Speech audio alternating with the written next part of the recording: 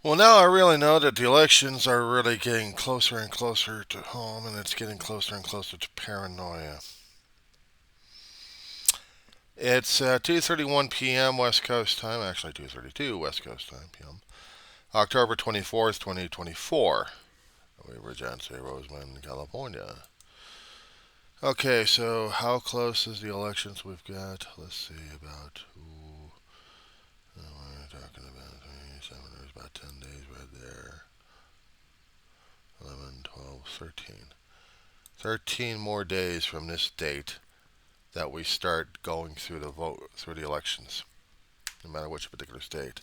The official date when the start is for the voting. But there are some states out there that do the early voting.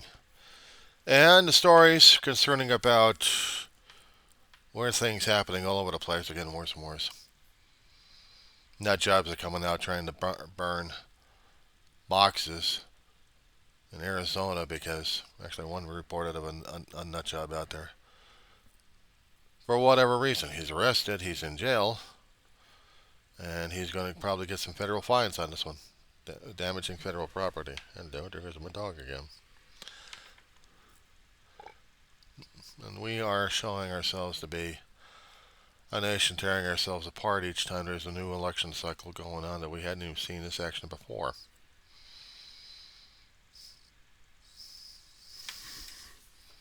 One second here.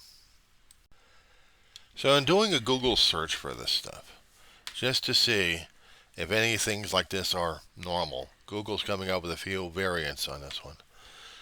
Back in 2020, CNN did a story back on the 11 of the most bizarre elections in American history. BBC a long time ago did something about five strange things happened in the U.S. elections. LiveScience.com also did something about it. So there are instances that our elections have been totally bizarre. I'm just going to go for the BBC first. They looked at five things. Okay, newly independent country, severing ties with Great Britain on July 4th, 1706. According to its first election back in 1788, the U.S. was made up with just 13 states. Only 10 were eligible for voting, as North Carolina and Rhode Island hadn't ratified the new U.S. Constitution, and New York did not appoint electors at the time. Of those 10 states, only 6 actually allowed people to vote, white male adults only. This is according to the BBC article that was posted a while ago.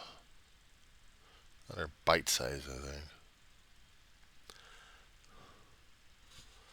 Let's save this one. PDF it. It's always so interesting PDFing things like this. Weird things to talk about.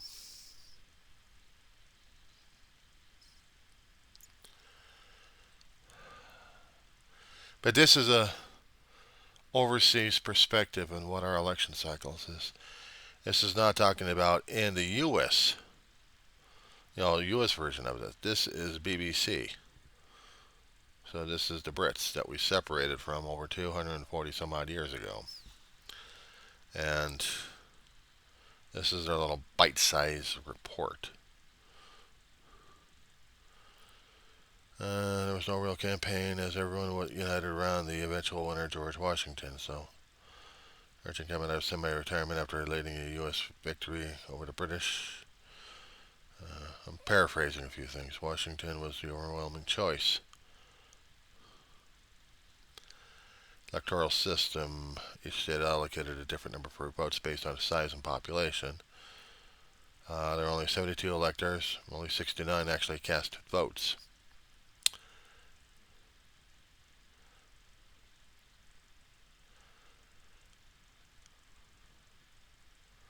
Let's see. Dead candidate for the 1872 election. Victoria Woodhull became the first woman to run for president, representing the Equal Rights Party. And her running mate and choice for vice president was Frederick Douglass. Whoa. first African American to be considered for the role. But Woodhull and Douglas made history. They didn't receive many votes. Woodhull's case, she wasn't even allowed to vote herself. The 19th Amendment to the U.S. Constitution, giving women the right to vote for all American states, wasn't ratified until 1920. So she would not have been eligible for it. Main candidates they had was Ulysses S. Grant, Republican Party, and his opponent was Horace Greeley. This is 1872. And women were still fighting for women's right to vote. And it would take them decades to get to the point of the 19th, actually to the 16th. Was it the 16th Amendment? Yeah, 16th Amendment. No, no, it was the 19th Amendment. Slapped me upside the head on that one. I should have known that one better. Grant had a victorious landslide, winning the popular vote and 286 electoral college votes compared to Greeley's 66. Okay. And after a month after the election, before the Electoral College confirmed its votes, Greeley passed away, becoming the only presidential candidate to die in election. And because he died, he was no longer eligible, even to use the 66 college votes. And they were reallocated to the other candidates. We do have Dewey defeats Truman. Back in 1948, everyone was so convinced that Dewey was going to be winning. Truman gets in office. And in the 2000 election, too close to call on that one. 2000, that one became a Supreme Court case. In that case, George W. Bush became president. Concerning about CNN's version of things, let me see if they also talk about those as well. I'm just trying to pull this thing up. But I also wanted to mention about the U.S. Code of Elections that we do have, and it is a federal law. Hardly anybody else remembers the damn thing, but we do have the postings out there. I came across a YouTube video a long while ago that this one guy wanted to vote, but he was wearing a shirt that supported Trump. Because of the area that he was at, he was not allowed to vote, but his picture was taken and the information copied off the ballot, but he was still not allowed to vote.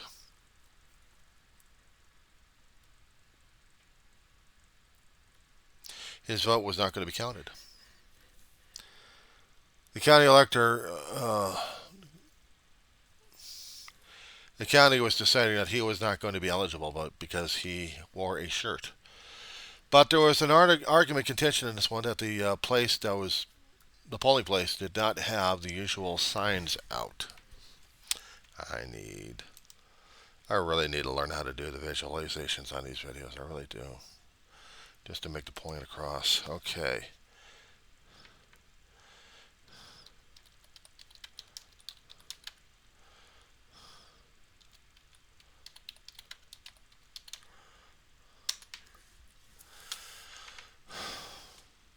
I mean, I can get the links, put it into the description. I just wish I could post it there.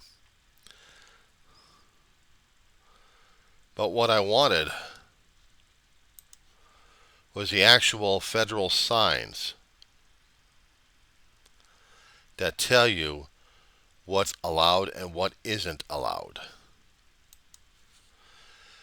Now, according to a sign from Tennessee Code, I just pulled up an image. It said a violation of Tennessee Code and annotated section 2-7-115B.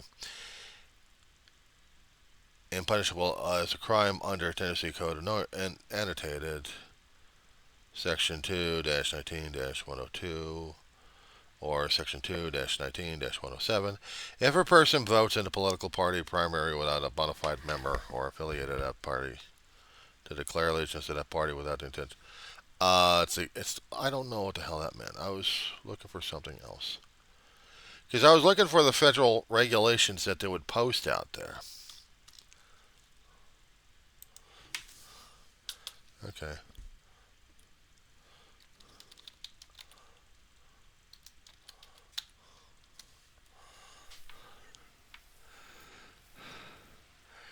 Because there are signs that are supposed to be posted that give people an indication what they're looking for and what the warning of the regulations are. Now, I can go over to Cornell Law School on its page. It says the 18th U.S. Code, Chapter 29, Elections and Political Activities. Intimidation of voters, interference by administration personnel, expenditures, coercion by relief appropriations. No, what I need to find out is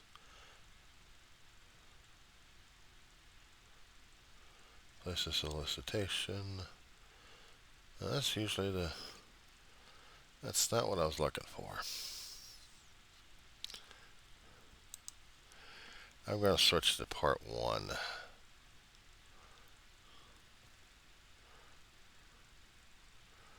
This is election and political activities 29.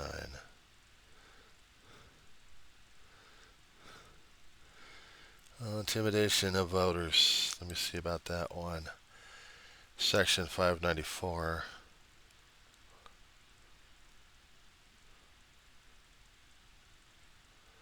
Somewhere in the elections, I'm trying to figure out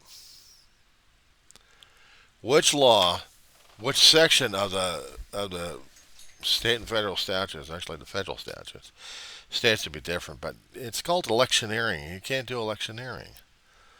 Why you can't do electioneering? It's a good question. Okay. What is not permitted at polling places? Electioneering.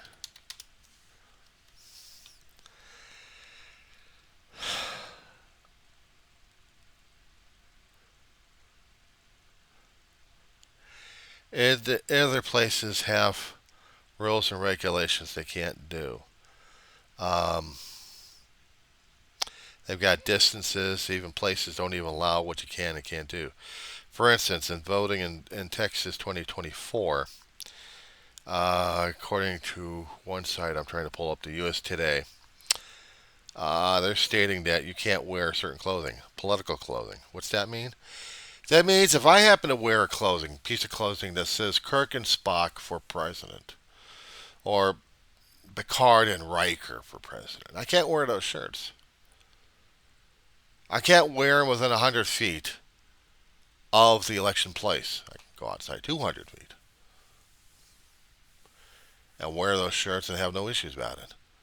But if I'm going to be putting some political candidates on there that are not on the ballot or even on the ballot, doesn't matter if they're political candidates, regardless, they're not allowed at the polling places during that time of the ballot gathering. There was a guy on the videos that I came across, I said before. He had a Trump shirt. He had something about supporting Donald Trump. Now, shirts like that probably would have been acceptable in different areas, but when it comes down for federal law, it's not allowed. It's against federal law. It's electioneering. It's influencing voters to vote one way. It may have been innocent. According to this one guy's point of view, he didn't know. I kept asking myself, well, how many times has he voted in his lifetime? If it's the first time, it's one thing, but if it's many times, he had to know better. He had seen and read the damn things, unless he was oblivious to it all the damn time. And if you had taken classes while you were in school and they were talking about politics, they would have mentioned something about this, especially when elections would come up. But if nobody was paying attention to it, that's why you had the signs out there. But if you can't read the signs, how the hell you can read the ballots then? If you can read the ballots, you can read the signs of what's going on around you, telling you what you can and can't do, and you'll be told.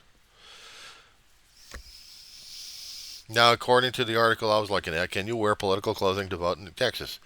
The answer is no. Texas law prohibits electioneers for and against any candidate, measure, or political party. Electioneering is defined as including the posting, use, or distribution of political signs or literature. This applies to voters, poll workers, and loiterers during the voting period within 100 feet of the polling place. Under state law in Texas, it's illegal to wear shirts, hats, buttons, or masks supporting a political candidate at polls. Voters who do not heed this rule will be asked to turn their shirts inside out and leave accessories in their vehicles. Those who refuse or resist can be charged. Well, with them, it's a Class C misdemeanor, resulting in fines up to $500. In Texas, here it's a federal. It's not misdemeanor, it's federal. You're interfering. You'd be interfering with my voting. If I had not done the mail-in ballot, and if I decided to walk 3 miles, nearly 3 miles to a polling place, and that's going to be a hell of a long walk, just to put my ballot in a box or go personally in it. I cannot wear a shirt that has election material on it. Even if it's an innocent Star Trek shirt, which I've seen a lot of them out there among the fans. I've got a few of them. They're dirty as hell, and I got to be washed. But even if I happen to wear something like that, stating of Kirk and Spock for president of a previous year, that is still electioneering. They are mentioning 2 candidates that could be write-ins or write-ons, which you take a candidate instead of seeing the ones in your choice boxes, the write-ins underneath where you scribble a name.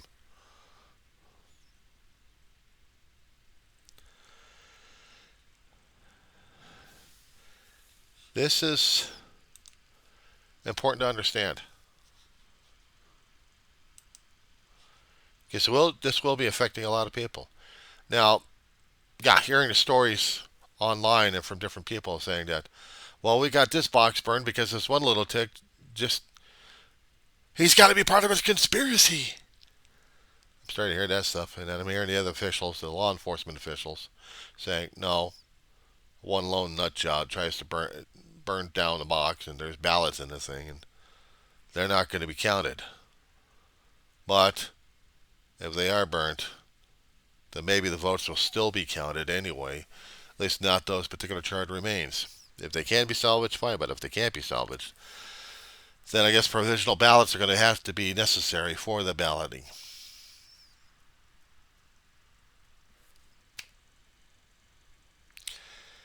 It gets harder and harder to deal with this election stuff because now we're getting worse and worse in our behaviors.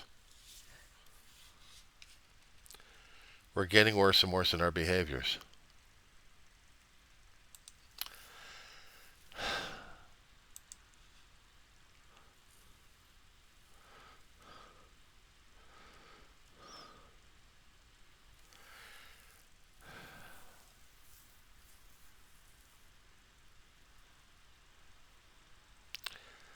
So, what do we do about it? Seriously, what do we do about it? We have Congress trying to regulate elections, because we have the Constitution to help us with that one. But we also have the states to regulate their own internal. And they will put up the regulations necessary in their state to handle their own polling, how they're going to be voting. It was never posted in the Constitution on how the states are conducting the voting in their states. But that the people need to vote in order to get the elected official in office. Let's say it was not the First Amendment, but it was a part of Article 1.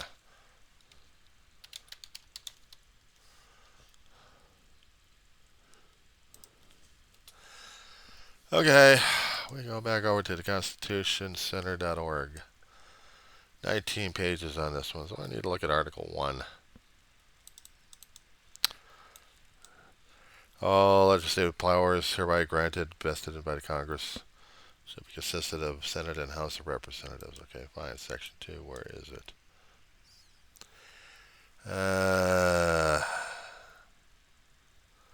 What I'm looking for is the section that's going to be talking about how they're going to be put into office. Remember?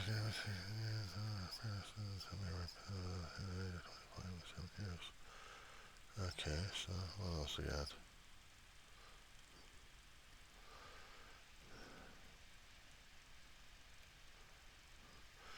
When vacancies happen in the representation of any state, executive authority therefore shall issue writs of election to fill such vacancies.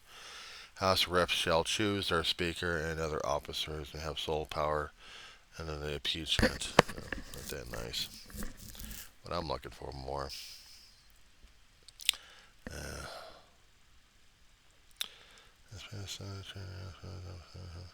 I'm trying to see the mechanism. There we go.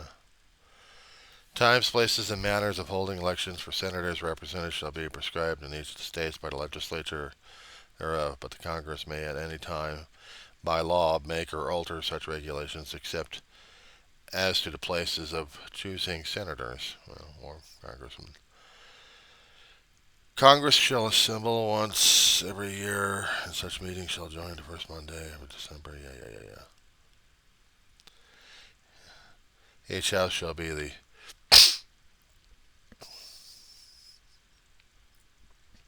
Each house shall be the judge of elections, returns, and qualifications of its own members, and a majority of these shall constitute a quorum to do business, but a small number may adjourn from day to day, and may be authorized to compel the attendance of such absent members. Yeah. Rules and regulations on that one there, but what I'm looking for, as we're already talking about the election situations here. Compensation.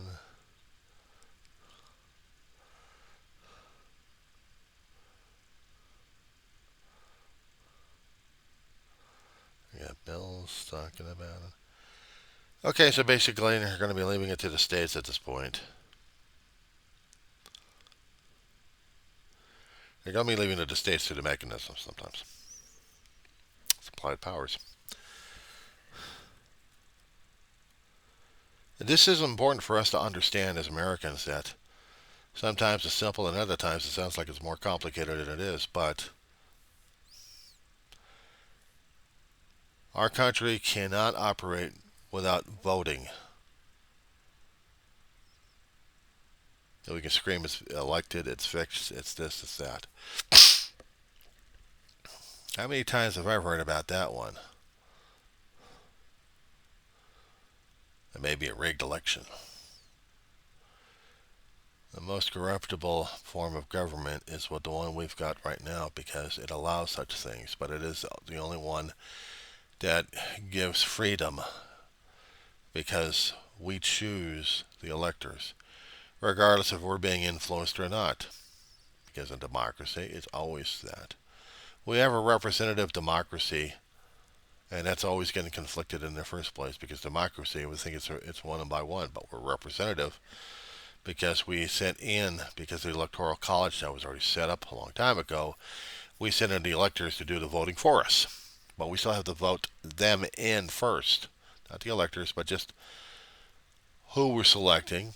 And we've already got the electors already selected. And it's done by populations in the state. Whoever's got the more density gets the more electors. And they will have to make the final decisions whether or not we're actually going to get in there or not. But we still have to vote. We're still doing a popular vote. We have popular and we have electoral. And if they got rid of the electoral votes, we're still stuck with one person, which means we still need to be a democracy at that point. They're going to have to make changes in the Constitution if they want that to happen. And believe me, for decades they've been arguing about this damn thing. They just never fixed it. They never made it that way, so we're stuck with it. Well, we're still putting our choices in to see who our elected officials are going to be, from the local all the way to the national. And while we're doing our elections, we are subject under state and federal regulations and laws how we're supposed to conduct ourselves. Can't come in with with a bag of Cheetos and eat in there. No, you leave the food outside. You leave the drinks outside. It's one thing waiting in a long line outside to get in. But once they're in, they got garbage bags, they got garbage cans, dump the food, dump the water. Then afterwards, you can go get yourself some stuff. And they don't want the shirts, and they don't want the any apparel or any items on you that says, vote for this schmuck, vote for this proposition, vote, period. It's iffy when it comes down for the American flag. I hadn't seen anybody harassed so much regarding the American flag. Maybe other national flags, that'll be a different story altogether. I don't know. I haven't heard the horror stories coming out just yet, but there will be, I think. And I probably say that that's electioneering. But why? It's only our national flag. Yes, it is, because it is electioneering. They're scratching their heads on that one, trying to figure that one out. Because you are voting in a situation that does not allow any politics to come into play at all in any form. That includes displaying the United States flag on your apparel in any form. It's going to be up to the local to decide whether or not it's going to be acceptable or not. Pins are one thing, shirts are another thing. That's why if or when I do personal voting, I don't have that stuff on. I'll put something else on. I'll put on a sports shirt. If I got a sports shirt, that's no problem. I'm not voting for a team. I'm not celebrating a team.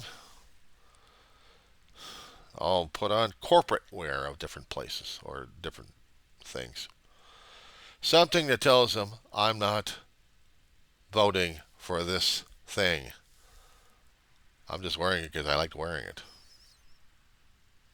I'll wear my green vest with sci-fi pins on it without any material saying that I'm voting for these guys.